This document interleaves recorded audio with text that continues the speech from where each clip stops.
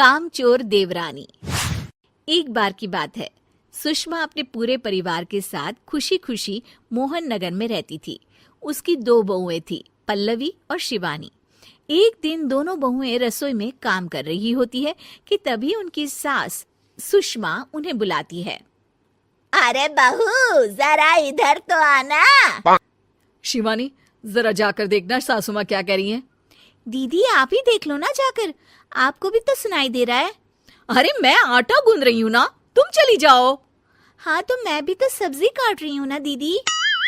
अरे बहू जल्दी आओ।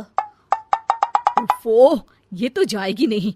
मैं ही जाकर देखती हूँ कि क्या करना है। पल्लवी सुषमा के कमरे में जाती है। जी मम्मी जी, क्या हुआ? शाम को घर पर कुछ मेहमान आने वाले हैं, तो तुम अच्छा सा खाना बना लेना बहू। ठीक है मम्मी जी, आप बता दीजिए क्या क्या बनाना है और कितने लोग आ रहे हैं। सुनील की मौसी जी और उनका पूरा परिवार आ रहा है। कुल मिलाकर 3 लोग और हमें मिलाकर हुए 9 लोग। तो अभी से ही तैयारी करना शुरू कर दो। और हाँ, घर की सफाई भी कर देना, हाँ अच्छे से। जी मम्मी जी, सब काम हो जाएगा, आप चिंता मत कीजिए। पल्लवी शिवानी को घर में मेहमान आने वाले हैं इसके बारे में बताती है। क्या 9 लोगों का खाना बनाना होगा, घर की सफाई करनी है? बाप रे, सासू माँ ने तो हमें घर की नौकरानी ही समझ कर रखा है। ऐसा नहीं बोलते शिवानी, हम इस घर की बहू हैं और घर के काम करना हमारा फर्ज है। दीदी तो है ही सासू माँ की चमची, जब देखो सासू माँ सासू माँ। मैं तो इतना सारा काम नहीं करने वाली। शिवानी कपड़े लेकर गमला साफ कर रही होती है और चक्कर आने का नाटक करने लगती है। मेरा सर चकरा रहा है। तभी वहां पल्लवी और सासू माँ जाते हैं। अरे बहू, क्या हो गया तुम्हें? मम्मी जी, बहुत तेज सर में दर्द हो रहा है। तुम एक काम करो शिवानी, आराम कर लो। नहीं नहीं दीदी, घर में मेहमान आने वाले हैं, मुझे आपकी मदद करनी चाहिए। अरे कोई बात नहीं शिवानी, तुम आराम कर लो, मैं सब काम कर लूंगी। ठीक है दीदी, अगर आप इतना कह रही हैं तो आराम कर लेती हूँ। शिवानी आराम से अपने कमरे में मैगजीन पढ़ रही होती है। इसे कहते हैं आराम की जिंदगी। इतना सारा काम। चलो सारा काम खत्म हो गया, शिवानी को देख आती हूँ। शिवानी अपने कमरे में ईयरफोन में गाने सुनते सुनते सो जाती है और उसके साइड में मैगजीन भी रखी होती है। पल्लवी वहां आ जाती है और वो सब देखती है। ओहो, तो मतलब सब काम चोरी का बहाना था। अभी बताती हूँ इसको। घर का सारा काम मुझे करना पड़ा और ये महारानी यहाँ मैगजीन पढ़ रही है, गाने सुन रही है। पल्लवी रसोई से एक प्लेट और चम्मच लेकर आती है और शिवानी को थाली बजाकर उठाने लगती है। शिवानी अचानक से उठती है। उठ गई महारानी, गाने भी सुन लिए, मैगजीन भी पढ़ ली। तुम तो बहुत बड़ी झूठी निकली शिवानी।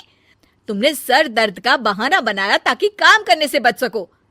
हाँ बनाया बहाना, तो क्या करती, इतने सारे काम करती। मुझे कोई शौक नहीं है चापलूसी का। क्या चापलूसी? तुम्हें लगता है कि मैं सारे काम चापलूसी के लिए कर रही हूँ? नहीं तो क्या। तभी वहां सासू माँ आ जाती हैं। अरे बहू, वो लोग बस आने ही वाले हैं, तुम तैयारियां कर लो। जी सासू माँ, तुझे तो मैं बाद में देखती हूँ। सब खाना खाने बैठते हैं और खाना शुरू करते हैं। तभी सुनील की मौसी बोलती है। वाह भाई वाह, खाना तो बहुत ही अच्छा बना है सुषमा जी, एक एक चीज में क्या स्वाद है। ये सुनकर शिवानी मुंह बना लेती है। उसे अपनी जेठानी की इतनी तारीफ रास नहीं आती। आपकी बहुएं तो बहुत ही अच्छा खाना बनाती हैं। हाँ, बनाती तो दोनों ही अच्छा है, पर आज ना ये सारा खाना बड़ी बहू ने बनाया है। छोटी बहू की तबीयत ठीक नहीं थी, सो इसलिए। मानना पड़ेगा सुषमा जी, आपकी बड़ी बहू तो बहुत ही गुणवान है। पल्लवी की तारीफ सुनकर शिवानी को जलन होती है। पल्लवी ये सुनकर खुश हो जाती है और शिवानी की तरफ देखकर उसे चिढ़ाती है। कुछ देर बाद मेहमानों के जाने का वक्त हो जाता है। मौसी जी सबके लिए उपहार लाई होती है। वो सबको शगुन के पैसे देती हैं और अंत में पल्लवी के पास आती है। तुम्हारे लिए शगुन का लिफाफा तो है ही, पर बहू तुम्हें एक और उपहार भी मिलेगा इतना अच्छा खाना बनाने के लिए। मौसी अपने सोने के कंगन निकालकर पल्लवी को पहना देती है। ये लो, ये मेरे मनपसंद कंगन है, अब से ये तुम्हारे हुए। धन्यवाद मौसी जी। ये देखकर शिवानी तो पूरी तरह से जल जाती है और गुस्से से रसोई में चली जाती है। तभी वहां पल्लवी आ जाती है और उसे अपने कंगन दिखाने लगती है। देवरानी जी, अब आपका सर दर्द ठीक तो है ना? मुझे लगता है कि अब सर दर्द शुरू हो गया होगा आपका।